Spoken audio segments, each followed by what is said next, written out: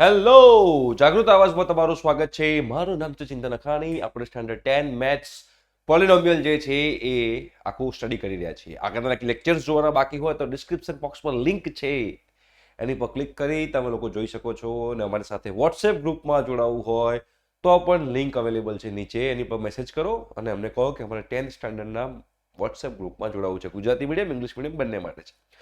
Yes, તો ચલો આપણે એક્ઝામ્પલ નંબર 1 જોઈએ. અત્યાર સુધી જેટલા પણ આપણે થિયરી જોઈ છે એ થિયરી બેઝ પર તમને લોકોને હવે આઈડિયા આવી ગયો હશે કે વોટ ઇઝ પોલિનોમિયલ્સ, નંબર ઓફ ઝીરોઝ કોને કહેવાય અને ઝીરોઝ કેવી રીતે ફાઇન્ડ કરવાના, ઝીરોઝ અને કોફિશિયન્ટ વચ્ચેનો રિલેશન શું છે, એ બધી વસ્તુઓ આપણે અહીંયા આગળ સમજી લીધી છે. હવે એના બેઝ ઉપર આપણે હવે થોડા એક્ઝામ્પલ જોઈશું જે આપણે એનસીઈઆરટી બુકના જ છે.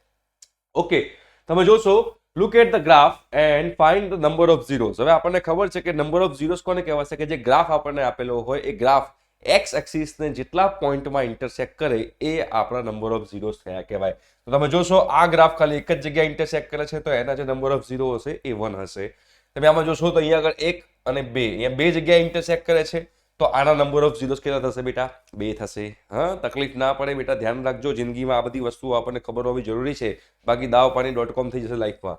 અહીંયા આગળ કેટલા નંબર ઓફ ઝીરોઝ હશે? તો જો 1, 2 અને 3. ભાઈ 3 જગ્યાએ ઇન્ટરસેક્ટ કરે છે, 3 જગ્યાએ ઇન્ટરસેક્ટ કરતું હોય તો એના જે નંબર ઓફ ઝીરોઝ થશે 3. અહીંયા તમે જોશો તો એક જ જગ્યાએ ઇન્ટરસેક્ટ કરે છે તો નંબર ઓફ ઝીરોઝ એના થશે 1. બરાબર, અહીંયા એક જ જગ્યાએ કરે છે તો નંબર ઓફ ઝીરોઝ થશે એનો 1. અહીંયા તમે જોશો તો 1, 2, 3 અને 4. 4 જગ્યાએ એક્સ અક્ષને ઇન્ટરસેક્ટ કરે છે તો મતલબ કે એના નંબર ઓફ ઝીરોઝ થશે 4. સિમ્પલ. તો એક્ઝામ્પલ નંબર 1 જે હતો એ આઈ હોપ છો કે તમને લોકોને હવે તકલીફ પડશે નહીં. તો એના બેઝ ઉપર એક્સરસાઇઝ 2.1 છે. હવે એક્સરસાઇઝ 2.1 બી તમને લોકોને હવે ઇઝીલી આવડી જાય એવી જ છે, જરાય ગભરાવાની જરૂર છે જ નહીં.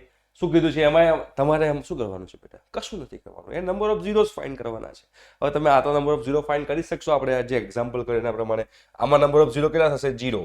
કેમ 0? કેમ કે એક્સ અક્ષને ઇન્ટરસેક્ટ કરતું જ નથી ગ્રાફ. અહીંયા તમે જોશો તો નંબર ઓફ ઝીરોઝ કેટલા થશે? 1. કેમ? કેમ કે એક જગ્યાએ ઇન્ટરસેક્ટ કરે છે. અહીંયા તમે જોશો તો અહીંયા 1, 2 અને 3 જગ્યાએ ઇન્ટરસેક્ટ કરે છે તો નંબર ઓફ ઝીરોઝ 3 થાય. તમે અહીંયા જોશો તો અહીંયા આગળ એક જગ્યાએ ઇન્ટરસેક્ટ કરે છે અને બીજી જગ્યાએ પણ ઇન્ટરસેક્ટ કરે છે તો નંબર ઓફ ઝીરોઝ જે છે એ આના 2 થશે. ક્લિયર છે? એના પછી તમે જોશો અહીંયા આગળ તો અહીંયા 1, 2, 3 અને 4. 4 જગ્યાએ ઇન્ટરસેક્ટ કરે છે મતલબ કે નંબર ઓફ ઝીરોઝ એના થશે 4. ઠીક છે? એના પછી આપણે જોઈએ તો અહીંયા આગળ 1, 2 અને 3. 3 જગ્યાએ ઇન્ટરસેક્ટ કરે છે મતલબ કે આના નંબર ઓફ ઝીરોઝ 3 છે. તો એક્સરસાઇઝ 2.1 કમ્પ્લીટ થઈ ગઈ. તમારે આમાં કંઈ ટેન્શન લેવાની જરૂર છે જ નહીં, આવડી જાય એવું જ છે, કશું ગભરાવાની જરૂર છે. સિમ્પલ છે. તો અહીંયા એક્સરસાઇઝ 2.1 કમ્પ્લીટ થાય છે. એના પછી આપણે એક્ઝામ્પલ 2 જોઈએ કે find the zeros of quadratic polynomial. આપણને ક્વોડ્રેટિક પોલિનોમિયલ આપેલું છે, એના નંબર ઓફ ઝીરોઝ આપણે ફાઇન્ડ કરવાના છે. જુઓ તો અહીંયા આગળ આપણે બેટા આપેલું છે પી ઓફ એક્સ બરાબર x² + 7x + 10 એ કીધું છે. આ આપણને ક્વોડ્રેટિક પોલિનોમિયલ બેટા આપેલું છે. હવે આપણે એના નંબર ઓફ ઝીરોઝ ફાઇન્ડ કરવાના છે અને નંબર ઓફ ઝીરોઝ ફાઇન્ડ કરી અને એના કોએફિશિયન્ટ જોડે વચ્ચેનો રિલેશન જે છે એ આપણે ચેક કરવાનો છે. બરાબર, જસ્ટિફાઈ કરવાનો છે, વેરીફાઈ કરવાનો છે. તો પહેલા આપણે આમાં જોઈ લઈએ કે ABC શું છે. તો A એટલે કે x² નો કોએફિશિયન્ટ જે 1 છે બેટા, કેમ કે x² નો કોએફિશિયન્ટ 1 છે. B તમે જોશો તો x નો કોએફિશિયન્ટ છે જે 7 છે અને C જે છે એ 10 છે. તો હવે તમે અહીં ખાલી -b/a પહેલા કરી નાખો. તો -b/a કેટલા થાય? તો -b/a તો -7/1 એટલે કે -7 થાય છે બેટા. બરાબર છે? અને c/a કરી નાખો. c/a 10/1 10/1 એટલે કે 10 થાય છે બેટા. એટલે આપણને -b/a મળી ગયું છે અને આપણને c/a પણ મળી ગયું છે. ઠીક છે બેટા, આટલી વસ્તુ આપણને મળી ગઈ. હવે શું કરવાનું? કશું જ નહીં. હવે એના ઝીરોઝ ફાઇન્ડ કરીએ આપણે. હવે આપણે એના ઝીરોઝ ફાઇન્ડ કરવા હોય બેટા તો આપણે આ જે પોલિનોમિયલ છે x² + 7x + 10 એને કમ્પેર કરો 0 જોડે. રાઈટ? હવે જો અહીંયા આગળ 10 છે ને અહીંયા આગળ 1 છે તો 10 × 1 શું થાય? 10 × 1 10 થાય. તો 10 ના આપણે એવી પેર શોધો કે જેનો મલ્ટિપ્લિકેશન 10 થાય. તો પહેલી પેર શું થશે? 10 × 1 10 અને બીજી પેર થાય 5 × 2 10. આના સિવાય બીજી કોઈ પેર થાય નહીં કે જેના મલ્ટિપ્લિકેશન 10 માં આવે. હવે અહીંયા પ્લસ છે તો આમાંથી એક પેર એવી લો કે જેમાં રહેલા 2 ડિજિટનો એડિશન 7 થાય કે કંઈ પ્લસ છે એટલે. તો 10 + 1 11 થશે અને 5 + 2 7 થશે. મતલબ કે મારે આ પેર લેવી પડશે કેમ કે અહીંયા પ્લસ હતું એટલે. અને અહીંયા પ્લસ છે, અહીંયા પ્લસ છે તો અહીંયા બંનેને પ્લસ આપવાનો. અહીંયા પ્લસ છે તો અહીંયા પણ પ્લસ રહેશે, અહીંયા પણ પ્લસ રહેશે તો +5 + 2 + 7 થાય. તો એનો મતલબ એમ થયો કે અહીંયા આગળ મારે શું કરવાનું છે? હવે x² + 5x plus 2x plus 10 is equal two 0 થઈ ગયો બેટા. સિમ્પલ છે. હવે આમાંથી મારે સામાન્ય કોમન શું કાઢવાનું? કોમન નીકળે મારું x, તો અંદર બચે છે x પ્લસ 5. આમાંથી તમે કોમન નીકાળો છો બેટા 2, તો અંદર બચે છે x પ્લસ 5, તો અહીંયા ઇઝ ઇક્વલ ટુ 0 આવે છે બેટા. હવે તમે આ અને આ બંનેમાંથી સામાન્ય કોમન શું નીકળશે બેટા? સિમ્પલ વસ્તુ છે. કોમન શું નીકળશે? તો x પ્લસ 5 બેટા કોમન નીકળશે. તો x પ્લસ 5 કોમન નીકળશે તો અહીંયા આગળ x પ્લસ 2 બચશે બરાબર 0. મતલબ કે x પ્લસ 5 બરાબર 0 થઈ શકે, અથવા તો x પ્લસ 2 બરાબર 0 થઈ શકે. તો x બરાબર શું આવ્યું? x ની વેલ્યુ -5 આવી, અથવા તો x ની વેલ્યુ -2 આવી. તો તમે એકને આલ્ફા કહી દો, એકને બીટા કહી દો. ધારો કે આલ્ફા ઇઝ ઇક્વલ ટુ -5 લઈ લઉં છું બેટા. આલ્ફા ઇઝ ઇક્વલ ટુ -5 લઈ લઉં છું, બીટા ઇઝ ઇક્વલ ટુ -2 લઈ લઉં છું. બરાબર. તમે આને આલ્ફા લઈ શકો, આને બીટા લઈ શકો, આને આલ્ફા લઈ શકો, આને બીટા લઈ શકો. એ તો આને બીટા લો, આને આલ્ફા લો, કોઈ ફરક પડતો નથી. હા, આમ કાન પકડો, આમ કાન પકડો, બધું સરખું જ છે બેટા. કોઈ ટેન્શન લેવાની જરૂર નથી. હવે આલ્ફા પ્લસ બીટા કરો, તો આલ્ફા પ્લસ બીટા કરો તો -5 પ્લસ -2 તો કેટલા થાય? -7. અને આલ્ફા ઇન્ટુ બીટા કરો તો -5 ઇન્ટુ -2 પ્લસ 10 થશે. તો જો -b/a -7 આવ્યું અને આલ્ફા પ્લસ બીટા પણ -7 આવ્યું. એના પરથી આપણે વેરીફાઈ કર્યું બેટા. શું વેરીફાઈ કર્યું? કે ભાઈ આ સાચી વસ્તુ છે, આલ્ફા પ્લસ બીટા બરાબર -b/a થાય છે. હવે આલ્ફા ઇન્ટુ બીટા શું આવ્યું? +10. અને c/a શું છે? એ પણ +10 છે. એટલે આપણે આ પણ વેરીફાઈ કર્યું કે આલ્ફા ઇન્ટુ બીટા બરાબર શું છે? c/a છે. તો જે આપણે એના ઝીરોઝ અને કોએફિશિયન્ટ વચ્ચેનો જે રિલેશનશિપ છે જસ્ટિફાઈ કર્યો. લખ્યું છે ને, એન્ડ વેરીફાઈ ધ રિલેશનશિપ. આપણે જે રિલેશનશિપ છે, સંબંધ, ગર્લફ્રેન્ડ બોયફ્રેન્ડ વાળા નહીં, આલ્ફા બીટા અને કોએફિશિયન્ટના જે રિલેશન છે, એ રિલેશન આપણે અહીંયા આગળ જસ્ટિફાઈ કર્યું છે ઝીરોઝ અને કોએફિશિયન્ટ વચ્ચેનું. રાઈટ. તો અહીંયા આગળ તમારો આખો એક્ઝામ્પલ 2 તમે લોકો આવી રીતે ગણી શકો છો. મેં તમને આખો અહીંયા ગણીને બતાવ્યો, કેલ્ક્યુલેટ કરીને બતાવ્યો. તમારે સેમ એવી રીતે કેલ્ક્યુલેટ કરવાનો છે. 110% તમને સારા માર્ક્સ મળી શકે છે. રાઈટ. Find the zero. હવે અહીંયા બીજું પોલિનોમિયલ છે. ચલો, બીજું પોલિનોમિયલ છે. તમે જોશો તો અહીંયા આગળ પોલિનોમિયલ આપણને આપ્યું છે p of x બરાબર x² - 3. હવે તમે સમજી શકો છો અહીંયા x વાળું પદ નથી. જનરલી પોલિનોમિયલ કેવું હોય? જનરલી પોલિનોમિયલ બેટા કંઈક આવું હોય છે. આપણે તમને ખ્યાલ હોય તો p of x બરાબર ax² plus bx plus c ટાઈપનું તમારું પોલિનોમિયલ હોય છે. બરોબર છે? આ ટાઈપનું તમારું પોલિનોમિયલ હોય છે. બટ અહીંયા આગળ x વાળું જે ટર્મ છે એ x વાળું ટર્મ નથી. એનો મતલબ કે આપણે શું કહી શકીએ? એનો મતલબ એવો થઈ શકે કે b ની વેલ્યુ 0 છે. Value of b 0. આ 0 હતા ટર્મ ગાયબ થઈ જાય. મતલબ કે હું જો અહીંયાથી a b c ફાઇન્ડ કરું તો a બરાબર શું થશે બેટા? a એટલે કે x² નો કોએફિશિયન્ટ જે મારે 1 લેવાનો, b એટલે x નો કોએફિશિયન્ટ જે 0 છે. અહીંયા b નો x નો કોએફિશિયન્ટ 0 છે એટલે જ x વાળું ટર્મ નથી.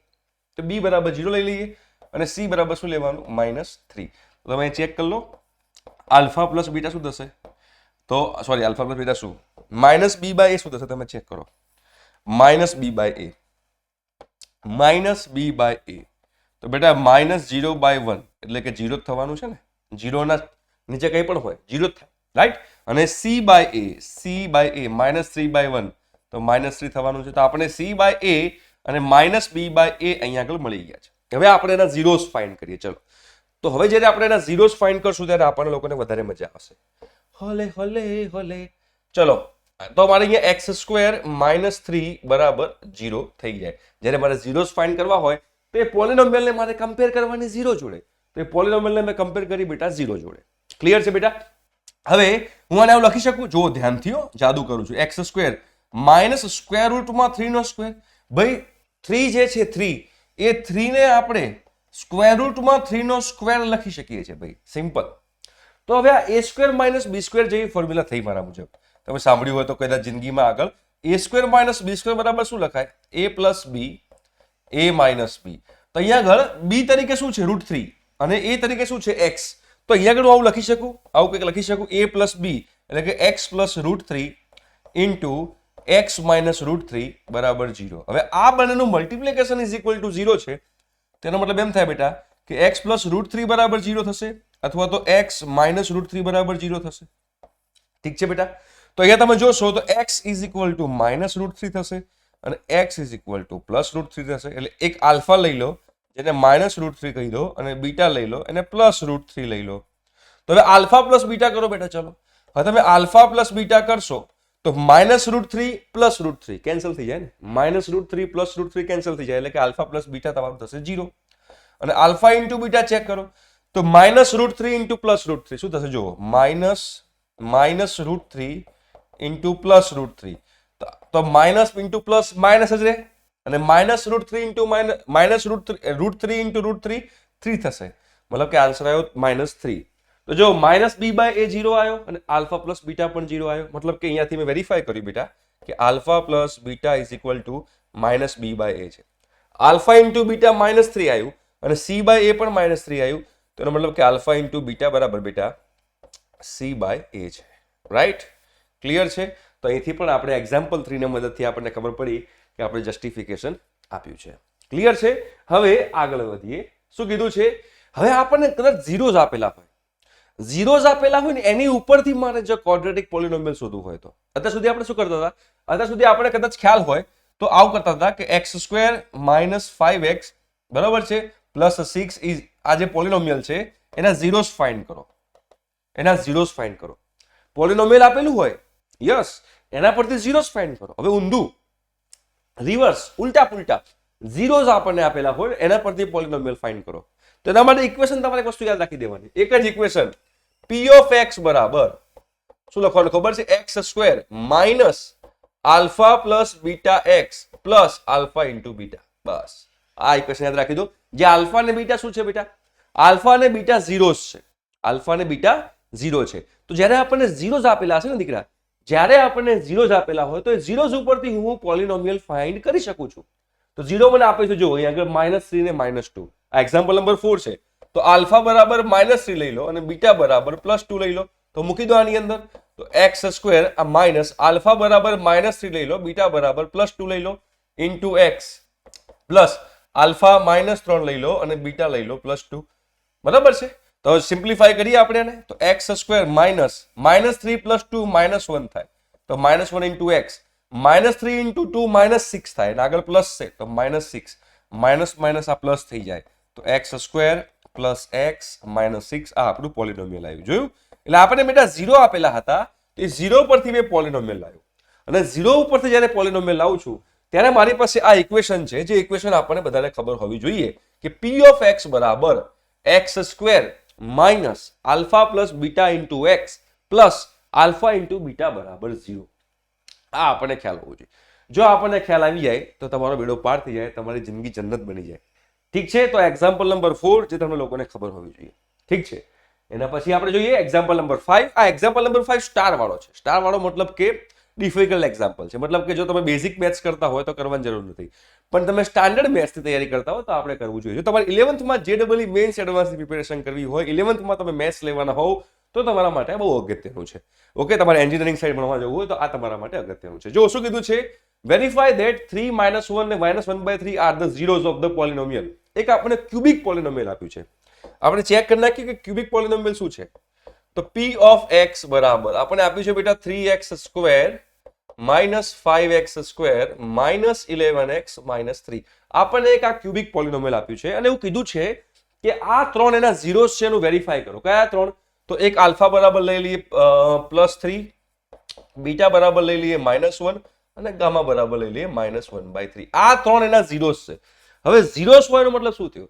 ઝીરોઝ હોય એનો મતલબ એવો થયો કે એ પોલિનોમિયલ મૂકવાથી પોલિનોમિયલનો આન્સર 0 આવશે. મતલબ કે આ ત્રણ અહીંયા મૂકું ને તો x ની જગ્યાએ અહીંયા જ્યાં જ્યાં મને x દેખાય છે બેટા, જ્યાં જ્યાં મને x દેખાય છે એ x ની જગ્યાએ હું 3 મૂકીશ તો આખો આન્સર 0 આવશે. -1 મૂકીશ તો પણ 0 આવશે અને -1/3 મૂકીશ તો પણ 0 આવશે. તો 3 3 મૂકીને ચેક કરો અને મૂકીને ચેક કરો કે આન્સર 0 આવે છે કે નહીં. તો પહેલા 3 નું ચેક કરીએ. 3 નું તો બધે જ્યાં x દેખાય ત્યાં 3 મૂકો. તો p ઓફ 3 બરાબર 3 × 3 નો સ્ક્વેર -5 × 3 નો સ્ક્વેર -11 × 3 -3. ક્લિયર છે બેટા? આવું કરી શકાય, બિલકુલ કરી શકાય. હવે તમે જોશો અહીંયા આગળ તો 3 નો સ્ક્વેર 9, 9 3 જા 27, 3 નો સ્ક્વેર 9, 9 5 જા 45, બરાબર છે. 11 છે -33. ભાઈ ભૂલ નથી થતી ને, કે એકવાર ચેક કરી લેજો હો. +3 છે. ઓકે, 9 તારી 27 9 50 45. ઓકે, -33 અને -3. અહીંયા ક્યાંક ભૂલ છે, અહીંયા ક્યાંક ભૂલ હોય એવું મને લાગે છે. 3 નો સ્ક્વેર અરે ક્યુબ છે. ઓકે, અહીંયા ક્યુબ છે, મેં ભૂલ કરી નાખી છે. જુઓ ક્યુબ છે. 3 3 9 3 27 3 81 થશે. નાની એવી ભૂલ કરી એટલે એમાં તકલીફ પડી જાય. અહીંયા 81 થશે. શું થશે બેટા? 81. ચલો મૂકી દઈએ અહીંયા આગળ 81. ઓકે, આ પ્લસ 81 છે. -45 -33 શું થાય? માઇનસ શું થશે? -78. -78 ને -3 -81.